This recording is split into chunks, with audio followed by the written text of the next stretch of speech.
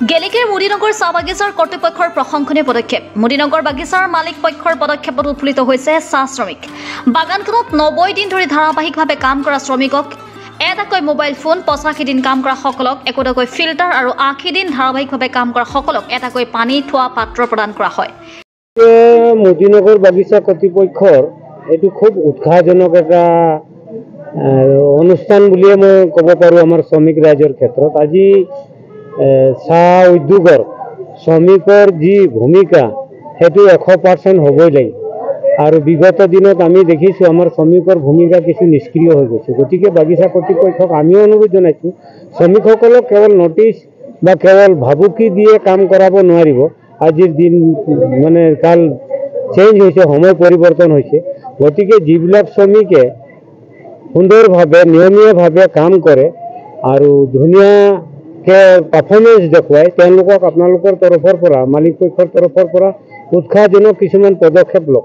সেই আমাৰ অনুৰোধৰ প্ৰতি লক্ষ্য ৰাখি মুদিনগৰ কোম্পানীয়ে আজি 90 দিন টাৰ্গেট দিছিলে শ্ৰমিকসকলক। 90 দিনত কোনে কিমান দিন মানে ৰেগুলাৰ আহিব পাৰে, ঠিক তেনেকৈ 85 লৈকে আহিছে মানুহ, 5 দিন কিবা কাৰণত খুটীয়া, তেনেকুৱা 70 দিনলৈকে পূৰণ কৰিছে। তেওঁলোকে পুৰস্কৃত কৰিছে। আৰু 90 দিনত কোনে কিমান কামৰ পাৰফৰ্মেঞ্চ কৰিছে আজি দেখিছোঁ। 90 দিনত বা 82 দিনত শতকৰা হিচাপে 52 কেজি চাহপাত পাৰ ডেকে পাত ছিঙি দি আছিলে তেওঁলোকে। কোনোবা 50 কেজিকে দিছে, কোনোবা 60 কেজিকে দিছে, কোনোবা 30 কেজিকে দিছে। সেই মহিলা শ্ৰমিকসকলকো পুৰস্কাৰ দিছে।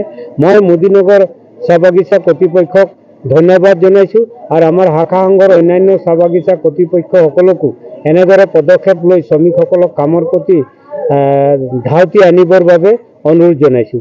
আৰু আমিও পৰাপক্ষত আমাৰ সংঘৰ তৰফৰ পৰা শ্ৰমিকসকলক নিয়মীয়া কাম কৰি যাবলৈ আমি কাৰ্য ব্যৱস্থা গ্ৰহণ কৰি আছোঁ, যাতে শ্ৰমিক ফৰ্চটো ঠিক থাকিলে চাহ বাগিচাখন ঠিক থাকিব।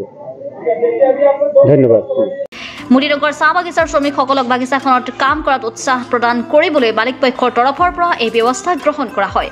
আজিৰ এই কাৰ্যসূচীত উপস্থিত আছিল বাগানখনৰ মুখ্য পৰিচালকৰ লগতে অন্যান্য বিষয়ববীয়া, অসম চাহ মজুৰ সংঘৰ নাজিৰা শাখাৰ সম্পাদক ভদ্ৰ ৰাজোৱাৰ লগতে মুদিনগৰ প্ৰাথমিক চাহ মজুৰ সংঘৰ বিষয়ববীয়াসকল। গেলেকীৰ পৰা ৱাহিদ আলী रिपोर्टर लाइव अखम। आज का ये जो प्रोग्राम है, हम लोगों ने मालिक पक्ष की तरफ से एक पुरस्कार वितरण का एक समारोह रखा था, जिसमें कि जो सबसे अधिक प्राइज जिसका वर्किंग अटेंडेंस था उसके बेस मानते हुए किया था।